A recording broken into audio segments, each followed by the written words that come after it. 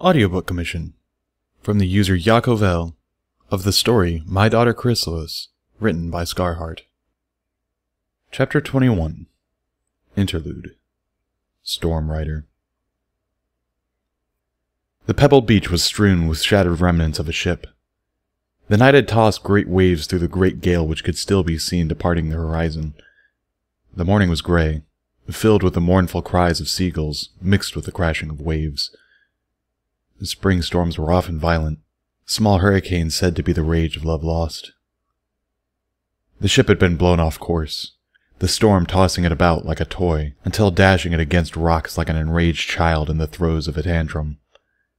It had been a simple cargo ship, with a small number of passengers fewer in number than the crew.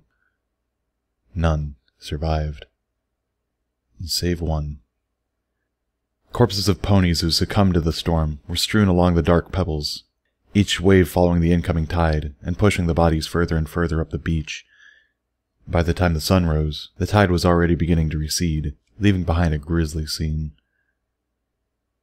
He nudged his mother's cold, unmoving body. She had not moved since crawling ashore, with him firmly in her grip.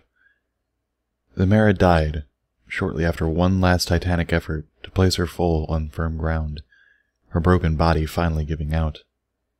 The life had fled her as she bled out from a gash running lengthwise along her belly, her innards held in by shreds of flesh. No amount of pleading or begging could open her eyes.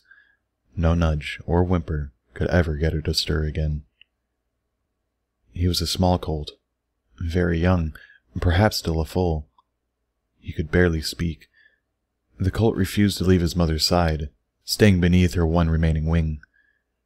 Fear kept him bolted in place, shivering against his mother's cold form.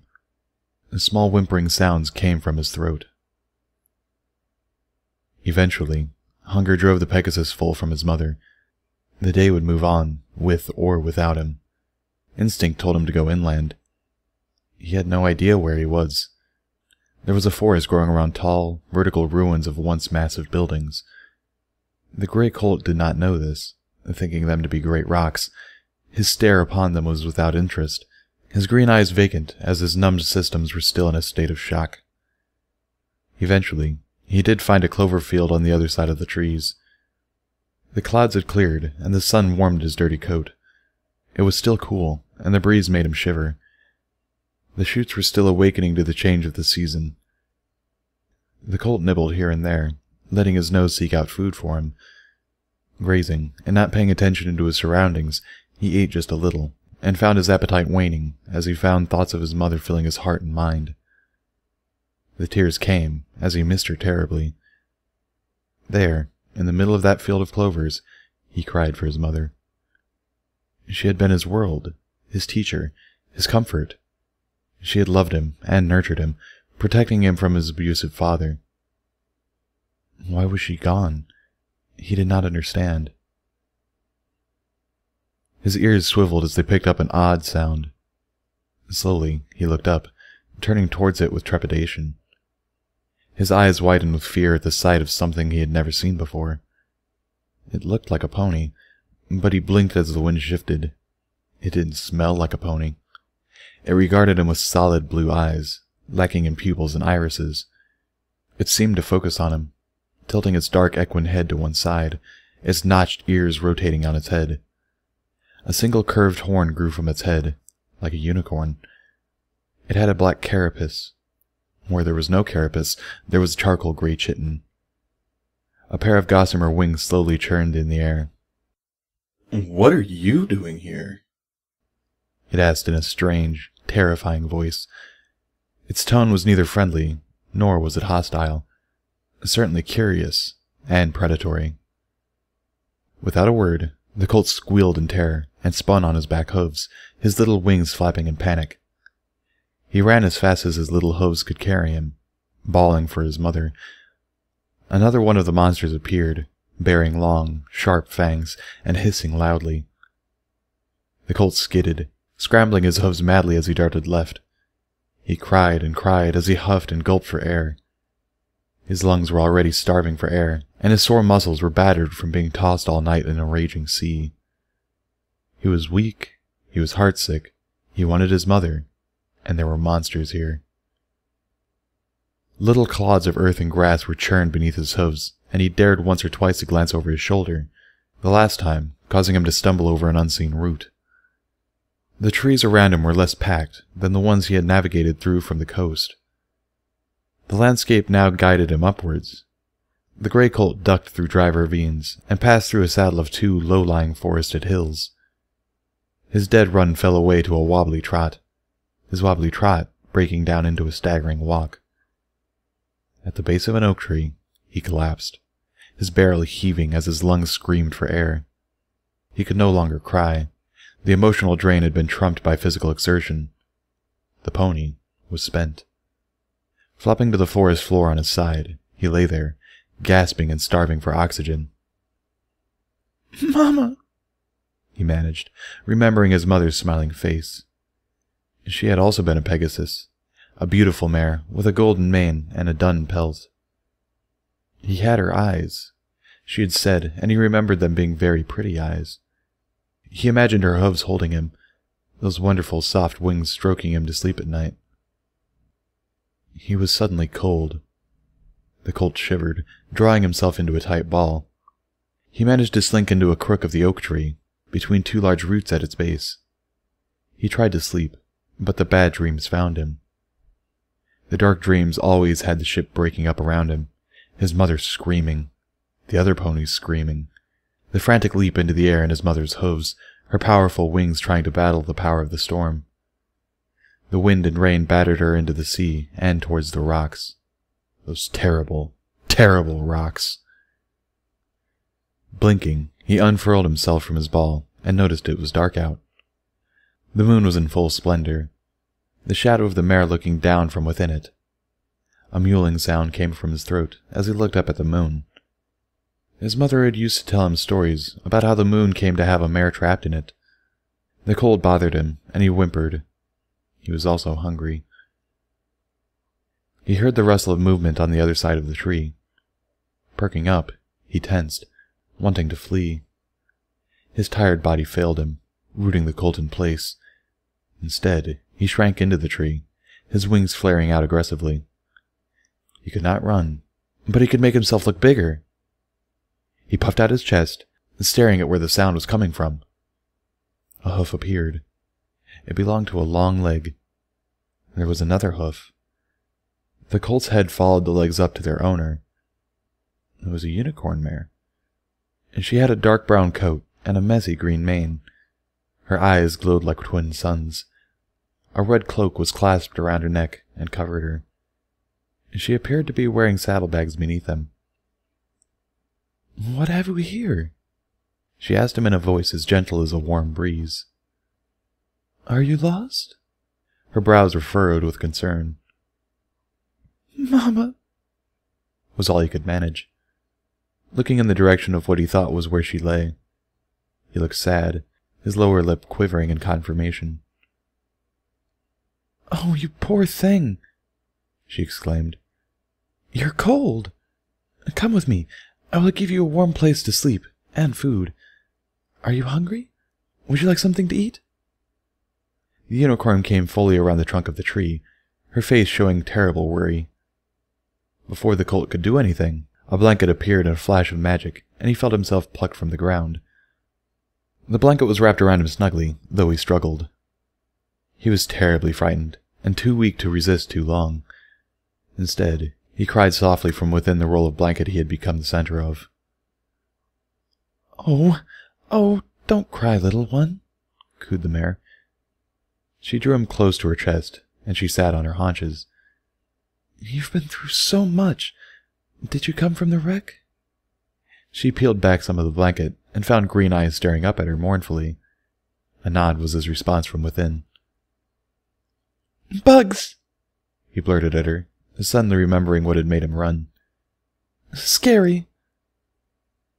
"My goodness, bugs? What bugs?" She shushed the foal by bopping him on the snout gently with the tip of her hoof. He tried to point with a hoof, but it got stuck in the blanket. Instead, his eyes darted towards the depths of the trees. "Monsters! What go home?" What, Mama? Oh, you poor fool. You'll come with me, and don't you worry about any bugs. She chuckled at him, her mirthful eyes flashing emeralds. You'll have a bed and good food, I promise. The mare placed the bundle on her back, the foal within squirming. Stay right there and try not to move. And just worry about getting warm. I'll do the rest, dear. He felt her muzzle poke into the blanket and gave him assurance. The colt settled, suddenly feeling very tired. A single yawn erupted, and sleep soon found him. Are you certain, Mother? Asked a voice, mismatched and broken. I cannot trust my daughters. The reply came from another female voice, this one deeper and more resonant. Its distortion was more pronounced. Including me?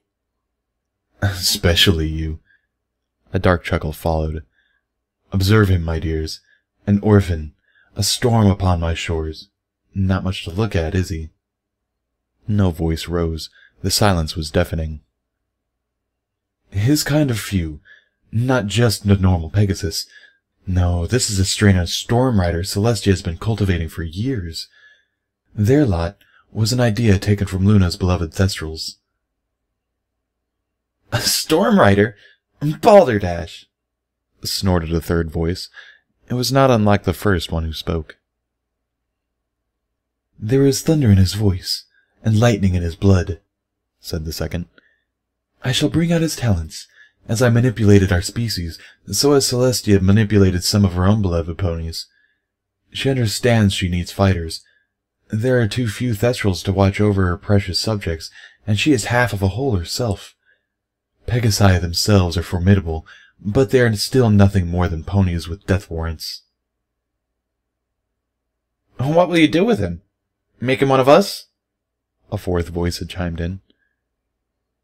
There was a pause as the air became suddenly thick with tension.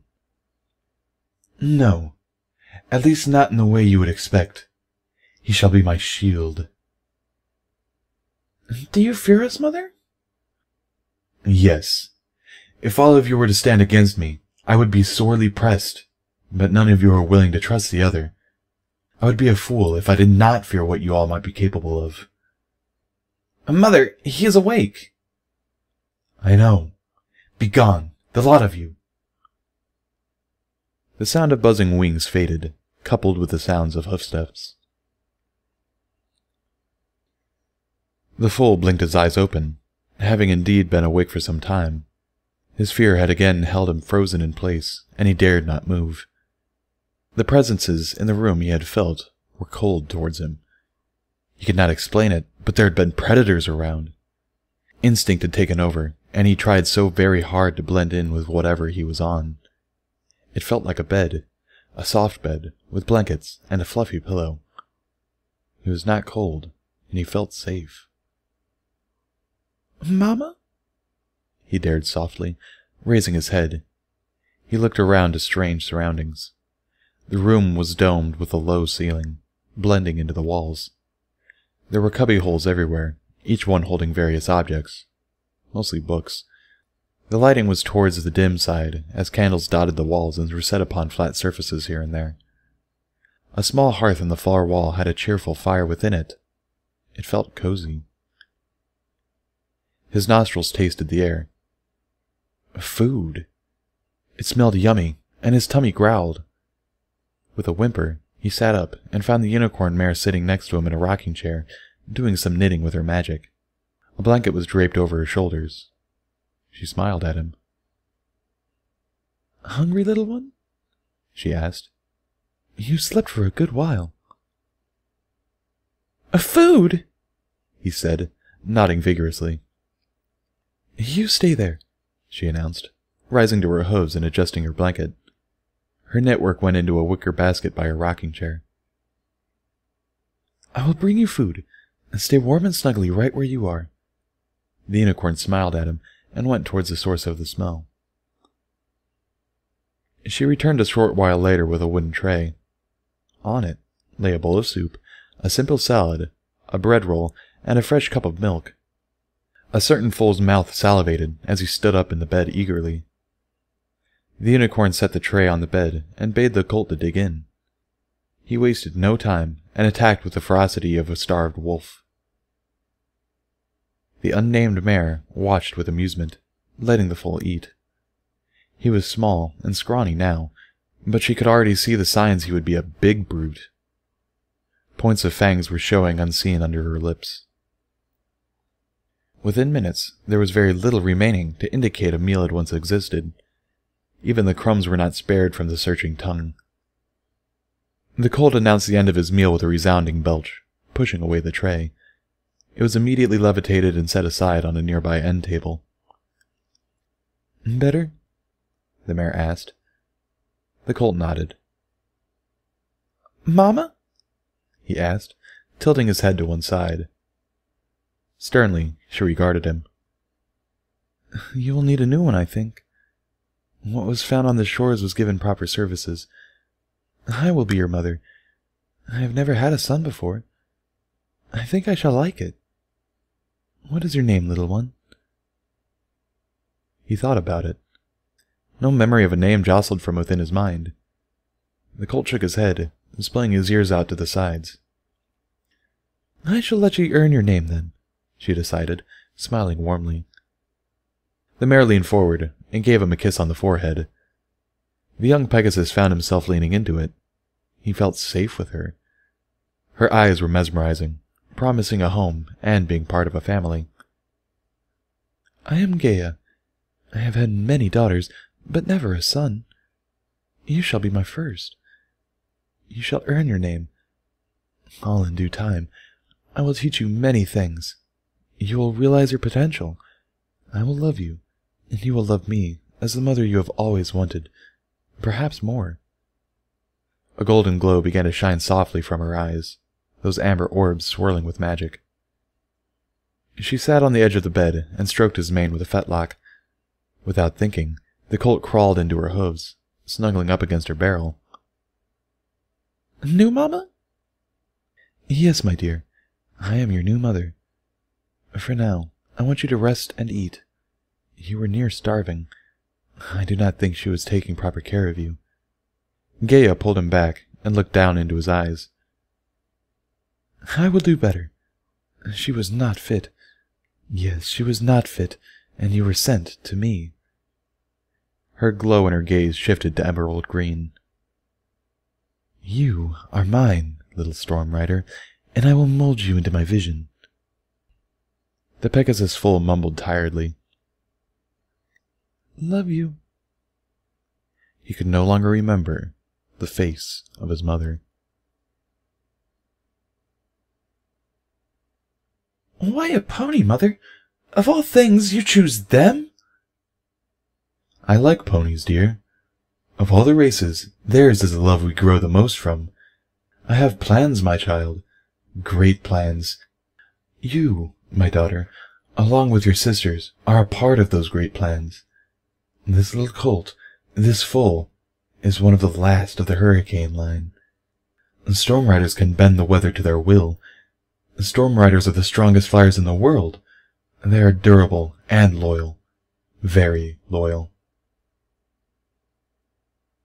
"Surely he could choose another, perhaps a changeling." "I have made my decision. He shall be my apprentice. In time, he will spend time with each of you queens, and you will teach him our ways. I will be watching, and I will watch closely. Chrysalis, of all my daughters, you are the most ambitious. You are always curious on how to become more powerful with your magic. Follow the guidance of the earth. Always follow it." "Yes, Mother." "I love you, my little Chrysalis. I love your ambition.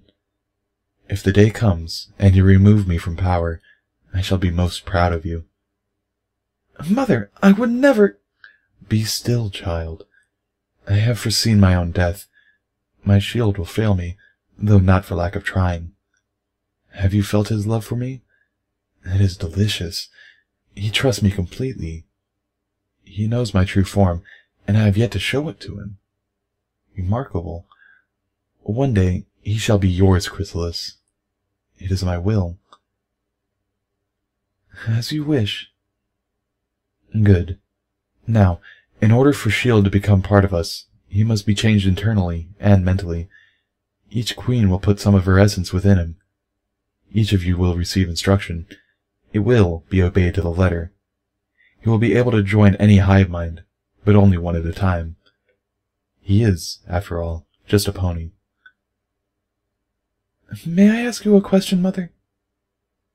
Chrysalis, what troubles you? Speak.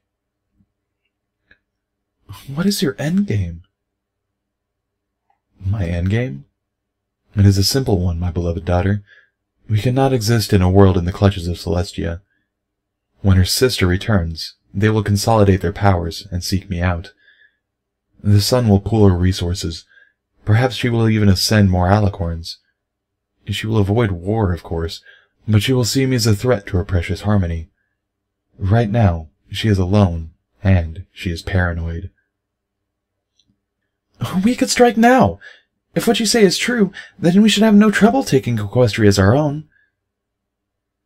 Ah, foolish, foolish child. Violence? War? Death?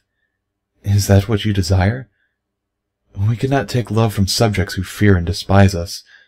You have a magnificent mind, Chrysalis. Use it. My apologies, Mother. Do not be so foolish as to think such an attempt would bear you fruit, girl. The glut of love in our system makes our thoughts unclear, and our focus a mangled mess. Of course, Mother. No, I plan to remove my chainlings from the influence of Celestia. Her sister will not be banished forever. The Mare and the Moon? I remember the stories you told us. Yes, Luna. She will return, but enough of the alicorns. S.H.I.E.L.D. will grow, and will become powerful. I should wager that for a short few minutes you would even be able to meet Celestia on even terms. But not for long, I fear. His body would not be able to withstand the strain. I need my daughters to gradually enhance his body, make him part of us without needing to be a part of us. S.H.I.E.L.D. must always be on the outside, looking in. We cannot change him too much, lest we lose the uniqueness of what he is.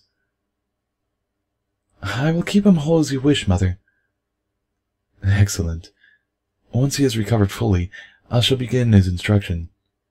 Once I think him ready, you will have your chance to teach him. Love him, child, and he will fill you with his love. Be his sister, and he will be your brother. As you wish, Mother. Good. Now leave me. He will awaken soon, and he is not yet ready to see us as we truly are. He will be hungry. I am hungry. We will both feed.